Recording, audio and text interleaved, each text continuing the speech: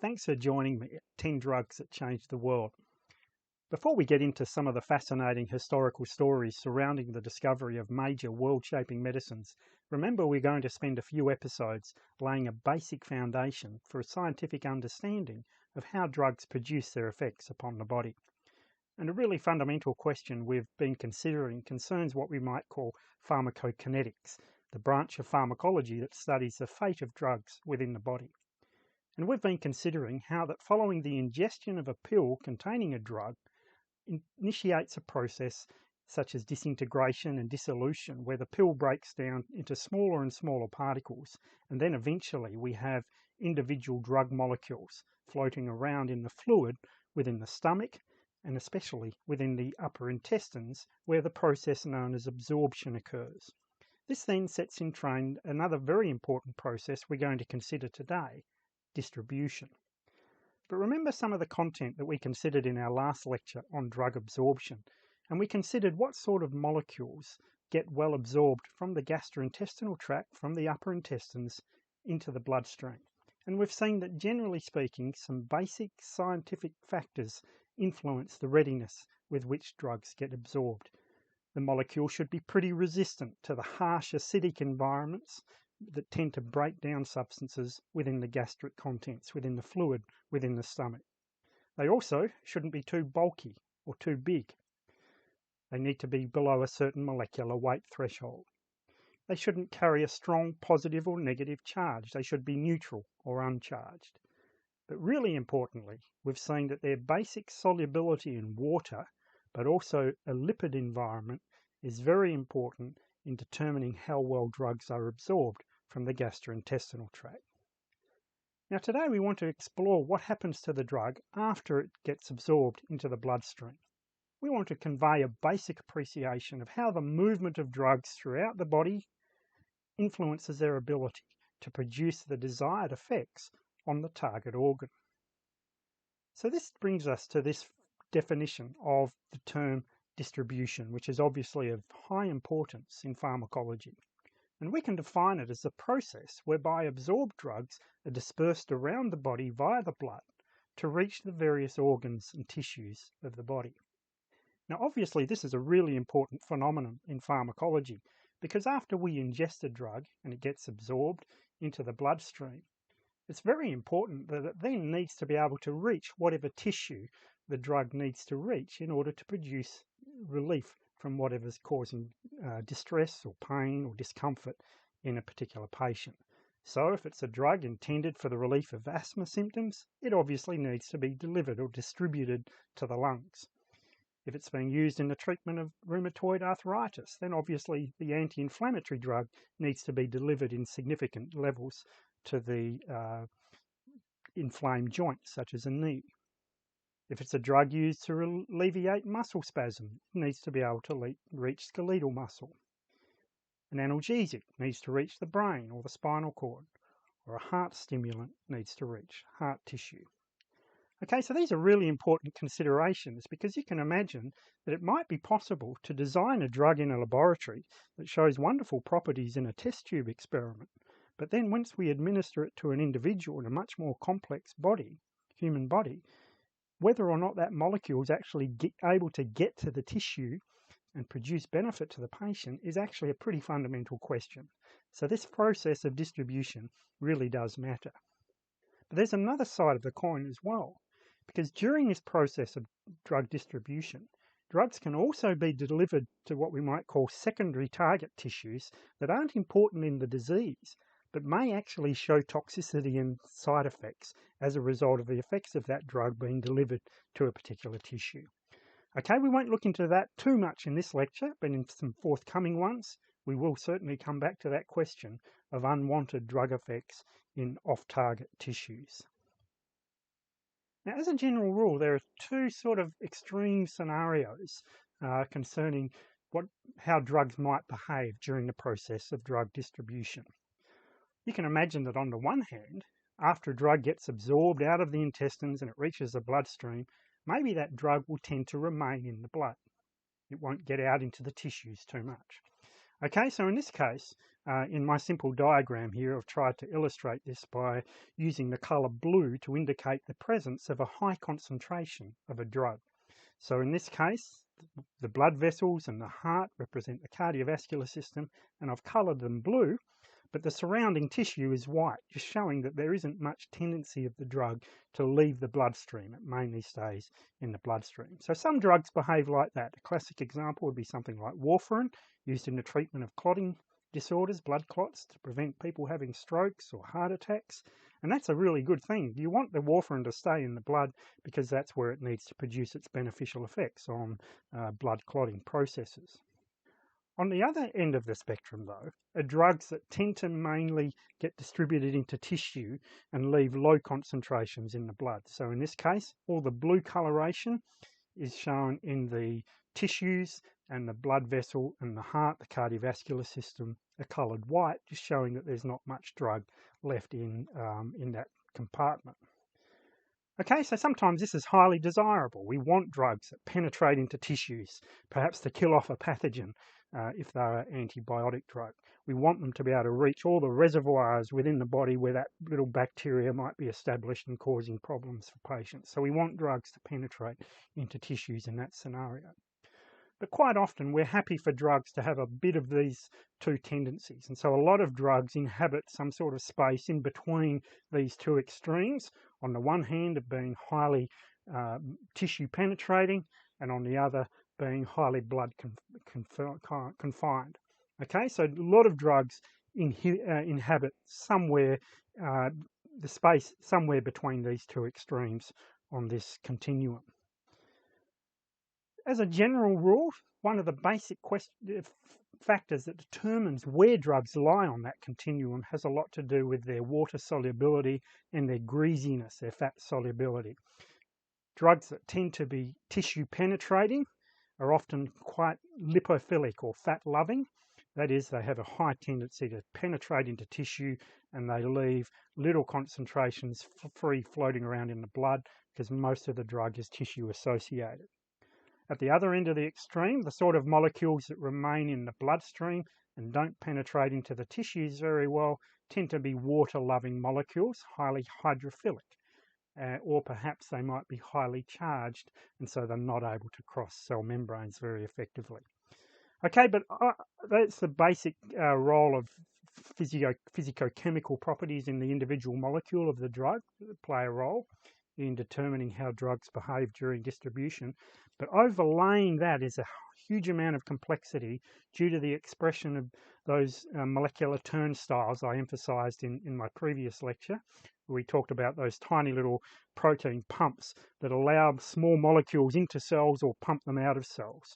Where those transporters are expressed or present in different tissues and cells around the body also adds a lot of complexity as to whether drugs get into a particular tissue or not. We'll come back to that later in this lecture. Now, obviously, as scientists, we want a simple way to get a handle on an individual drug molecule, a particular drug. For example, ibuprofen. Where does ibuprofen lie on that spectrum between being a drug that tends to be blood confined versus tissue penetrating? Where does the drug lie on that scenario, on that continuum? Well, one of the ways we do this is to use a concept known as a volume of distribution.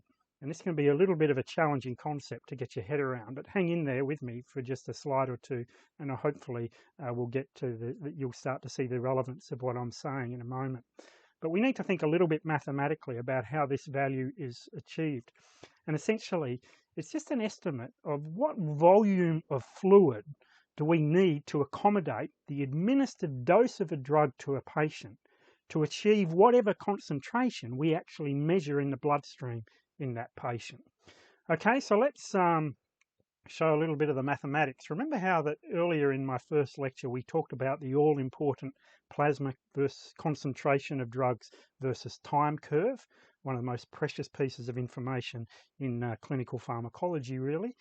And but back in that earlier video, I talked about the way we get the plasma concentration time curve for orally administered drugs, but we also do it after IV dosing, and this is very useful in estimating the volume of distribution. So remember how we get this data? We shoot the drug into the intravenous system of an individual, and then take blood samples at 1, 2, 3, 4, 6, 8, 24 hours, send them off to a laboratory, and they measure the concentrations in the blood sample, and then we plot those values on a graph. And when we do that, if we plot the data on a log scale on the what we might call the y-axis, the drug concentrations on the y-axis, versus a linear scale on the x-axis, a time scale, we get a straight line. Okay, now I'm not going to go any more into the mathematics to explain why we do that log transformation and why we get a straight line, but it's essentially related to the fact that drugs obey what we call first-order kinetics, or most drugs in clinical use obey first-order kinetics when they're getting removed from the bloodstream. But we won't go into that in this particular session because it's a little bit beyond the scope of what we want to talk about. But the thing to realise is that what we want to do when after estimating the plotting the data on a log linear graph for blood concentrations after intravenous dose administration, is we want to get the slope of that line, and we want to do what we call extrapolation, extend it back to this y-axis, and work out what was the concentration at time 0. What's the intercept, the y-axis intercept, and this is called T0 concentration. And this is the number we use when dividing the administered dose of a patient to the by the concentration achieved in the blood. Okay, so this is the number we use, and this is how we get it from a intravenous dosing plasma concentration time curve extrapolated back to time 0 for the line of best fit. Okay, now if that's a bit double Dutchy, hopefully these little diagrams will just illustrate this point a little bit better for you. Okay, so let's say we've got two drugs. Let's consider two drugs, two scenarios. The first drug we'll consider is one of those drugs that tends to be highly blood confined. It doesn't get out of the blood and doesn't penetrate into tissues very well. So we've drawn this in this very simple schematic form as a couple of big buckets connected to each other. And in the smaller bucket here is essentially all the blood in the body, which is about 5 litres in an adult. And then this is connected to a bigger bucket which contains all the non-blood body fluid and tissues within the body. So this is a very simplistic way of conceiving the body, the simple 2-compartment model, but we're going to see how useful it is in a moment. Okay, so let's say we administer an intravenous dose of a drug. So we bypass the liver and the gut wall, all that complicating stuff that affects the absorption of drugs orally. We're bypassing that. We're directly administering a hydrophilic drug directly into the blood compartment. So let's say we give a 500 milligram dose of that drug, and all of those drug molecules, that full 500 milligram dose, remains in the bloodstream because there's very little penetrance of tissues into both the fluid and tissues of the body outside the blood compartment. Okay, so let's say we then take a blood sample and we're trying to know what is time 0. What's the concentration of drug in the blood that we get if we extrapolate that that curve back to time 0, and this essentially is what we're getting when we do this from the plasma concentration time curve. Okay, so in this case, we take a blood sample and we measure a concentration of drug, and it's 100 milligrams per litre. And that is simply because we've got 500 milligrams dissolved in a total volume of 5 litres. So that gives us an answer of 100 milligrams per litre. So now we do our volume of distribution calculation, where we're dividing the administered dose, and remember I said we administered 500 milligrams of the drug to the patient, and we're dividing now by this time 0 concentration, which we have determined from our line of best fit from our plasma concentration time curve on a log linear graph. We've extrapolated back to the y-axis and we've found 100 milligrams per litre as a concentration. So we divide 500 by 100, and of course we get the volume of distribution is 5 litres. Okay, completely unsurprising. This is telling us the volume of this first bucket here is 5 litres, so that all of the administered dose given to the patient has remained in the bloodstream, and we've confirmed experimentally that that's the case, and that this particular drug, being very hydrophilic, doesn't have much tendency to penetrate into tissues. Now, let's consider a second example though, and this is a drug that's strongly tissue penetrating, so it's up the other end of that continuum that I showed you earlier. So now we've got, again, let's say a 500 milligram dose. We administer it to the patient, but rather than just staying in the bloodstream, this drug is very readily accessible into the tissues of the body. Okay, and so I've shown that with all these little brown dots representing the drug molecules. So if we put a number on that, you can see there's only a small amount of the administered dose, let's say just 10 milligrams of the administered 500 milligrams floating around in the blood, but the rest is all out here in the tissues of the body, the remaining 490 milligrams. Okay, now the reason we do this sort of calculation is because it's relatively ethical to take a blood sample off a volunteer, right? We can't go around, taking brain samples and liver samples and muscle samples out of volunteers. It's completely unethical. So we're assuming that all the drug that isn't in the bloodstream is actually out here in the tissues of the body. So that's just why we do things this way.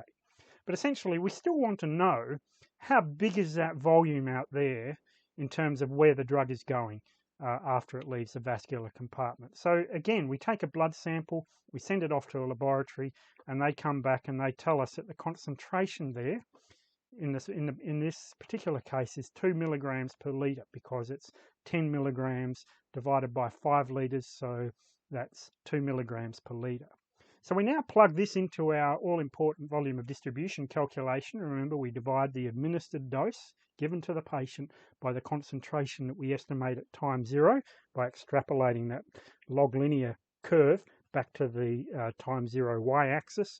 And when we do that, we get 500 divided by 2, and in this case, the volume of distribution is 250 litres. Okay, so that's a big number, right? And so this is, like I said, this is a sort of an imaginary or hypothetical number, because very few of human beings have body volumes of 250 litres or anything like it. But it is just telling us, even if it's just an imaginary way, it's telling us that this drug really wants to leave the bloodstream, and it much prefers to be out in the tissues compared to remaining in the blood compartment. Okay, so that's why this volume of distribution is quite handy, because it tells us how particular drugs behave once they're in the body. Do they tend to remain in the bloodstream, or do they have a tendency to penetrate out into tissues? Okay, so let's just look at some volume of distribution estimates for some common drugs. So I've taken this out of the appendix of Goodman and Gilman, the latest edition, I think. So this is pretty much the Bible of modern pharmacology. So hopefully these numbers are fairly reliable.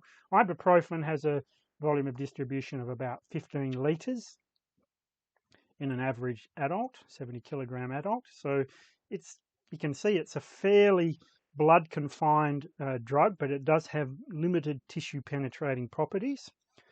On the other hand, digoxin, a pharmaceutical that's been around for a long time and used in the treatment of people with cardiac failure and so-called dropsy in days gone by, it's got a pretty high volume of distribution of 500 litres, telling us that this drug has pretty good tissue penetrating properties, which is sort of what you want for a drug used to treat heart disease. On the other hand, a drug like chloroquine has a whopping volume of distribution, or an apparent volume of distribution, of 12,000 litres, a huge number. Okay, and this is what we want with chloroquine, because this is a drug that's an anti-parasitic. It's used in the treatment of parasitic infections, and you want it to penetrate the tissues where those parasites are and kill them off. You don't want it just staying in the blood. The parasites get into the body tissues and start causing all sorts of harm and damage to organs. So you need a drug, if it's going to kill off a parasite, to penetrate tissues very well. So that's why a high volume of distribution for certain drugs where we want excellent tissue penetrating properties is really just what the doctor ordered, so to speak. Okay, so as a general rule, and these are very simplistic way of representing this phenomena. Remember, what we're doing in these lectures is flying over a topic at elevation of 30,000 feet. We're not descending down to look at some of the proper detail that we should if this is really a more advanced course, but we just want to see at a most basic level.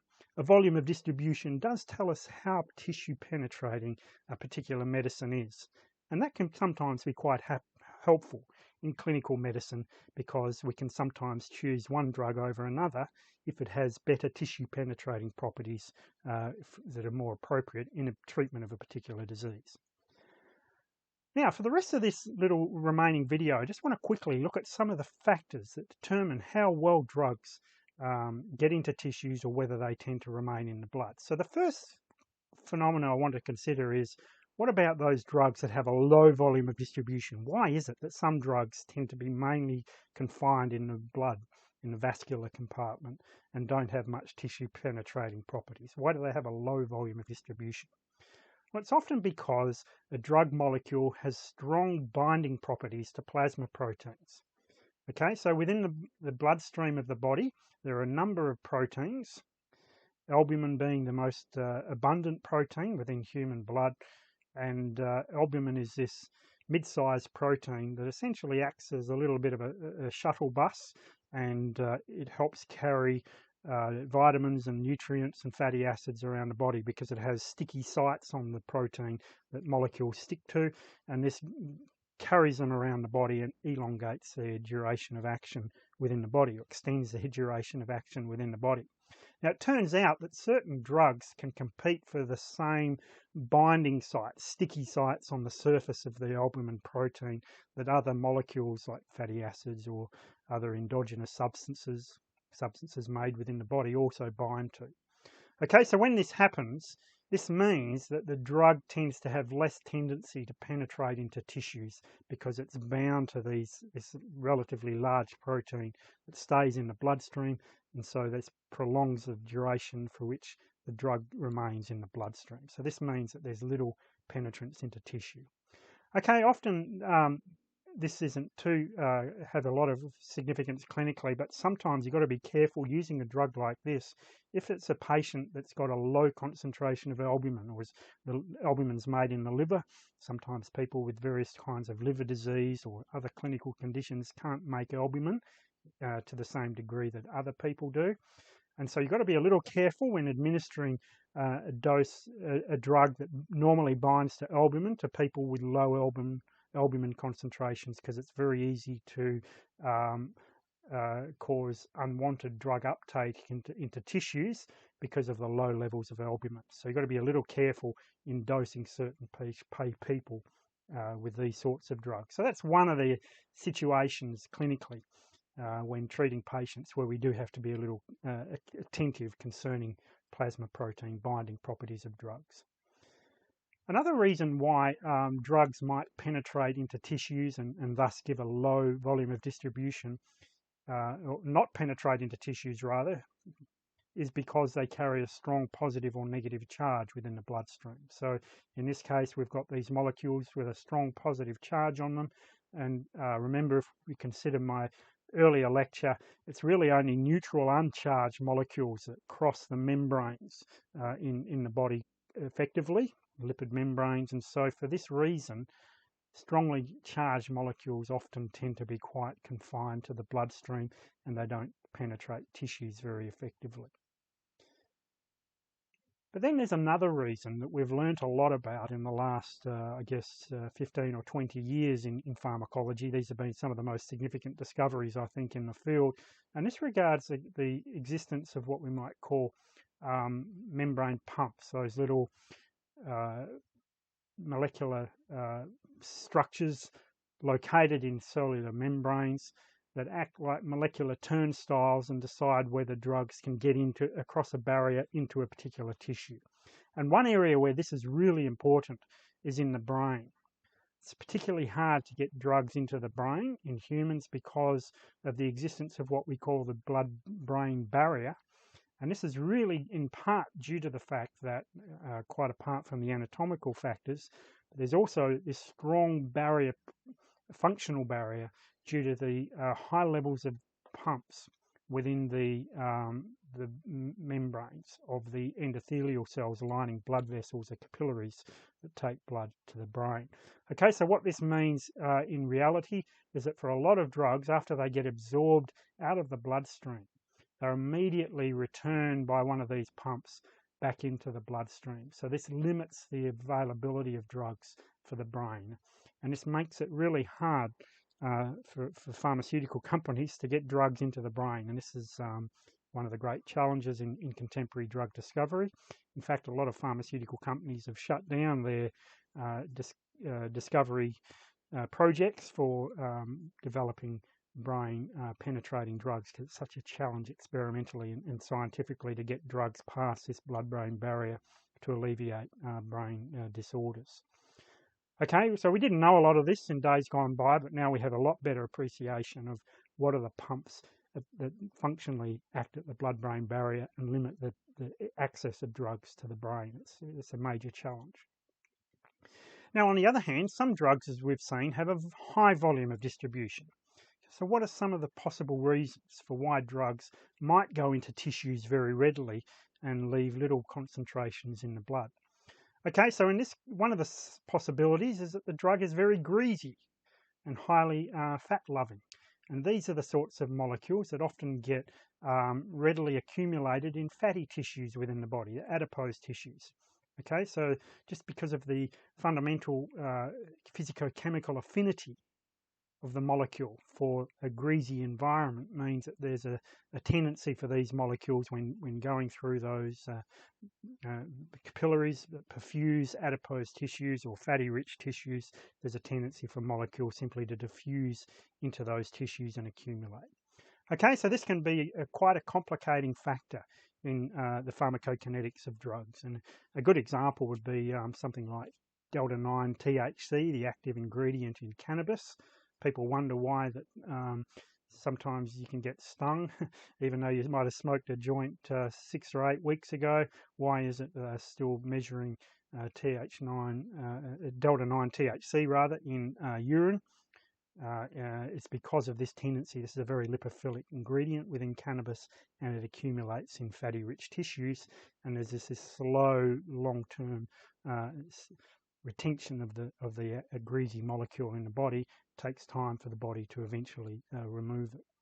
Okay, so that's a common reason, and this can make prescribing and dosing patients that are a bit overweight or very overweight quite challenging if you're using drugs with lipophilic character. You have to be quite aware of that. Another reason why drugs sometimes show high tissue penetrance is because they might bind to certain proteins within a particular tissue. And a classic example of this, there are various drugs that bind to one of the key proteins in skeletal muscle. So there's lots of skeletal muscle in humans, and they express this very important protein known as myosin, which is very important to the contractile, the ability of muscle to contract and relax, but completely unrelated to its normal physiological function is the ability of myosin to bind certain drugs. And so this doesn't really have any direct pharmacological role to play in the effects of the drugs, but it does complicate their pharmacokinetic fate. And it can be a reason why certain drugs have high volumes of distribution if they have affinity for myosin. So that's just one example, but other tissues express other proteins that have particular affinity for certain types of drugs, and this can just complicate the pharmacokinetic fate. Okay, so the drugs tend to be accumulated by those tissues and interact with whatever protein has affinity for drugs within tissues. And then there's another reason I've alluded to. We don't need to go into this in too much detail because I've already raised the issue of these molecular turnstiles expressed in membranes that separate particular body compartments from the bloodstream. And what can sometimes happen is that we might actually have certain pumps that facilitate the movement of a drug into a cell, and then on the other cell membrane that interfaces with a tissue, it also effluxes the drug out of the cell into that tissue. So in this case, when this is the case, we often see tissues accumulating in particular tissue, or drugs accumulating in particular tissues, if there's transporters, these molecular turnstiles bringing drugs out of the bloodstream, and then also on the other membrane of the cell, other pumps bringing those drugs out of the cell into the tissue. Okay, so this is another factor that explains why certain drugs have high tissue penetrance properties, simply because whatever transporters are involved in moving them express strongly. There's lots of them in particular tissues. Okay, so I've covered a bit of ground in this lecture. I hope it hasn't been too complicated. Hopefully future ones will be a little more accessible, but I did want to give you a bit of an appreciation for this process of distribution, because it's very important in influencing the dispersal of drugs after that process of absorption. Distribution determines where they go around the body as they get carried by the bloodstream. We've seen that the volume of distribution is a handy way of getting a handle on the balance between whether a drug has tissue penetrating properties or whether it tends to be retained in the bloodstream. And then finally, we've considered how the volume of distribution is a complicated indicator, but it has all sorts of factors contributing to the volume of distribution of a drug: how greasy or how water-loving a molecule is, how strongly the drug binds to proteins in the blood versus proteins in tissues is also important. But also, we now know in contemporary pharmacology that the balance of expression of influx versus efflux drug transporters, that is, whether these pumps tend to bring the drug out of the blood into a tissue or whether they do the other way, return the drug from the tissue back into the blood, the balance of those transporters in a particular tissue has a big role to play in the volume of distribution. Okay, well, thank you very much for your attention. I hope you've learned something from this episode.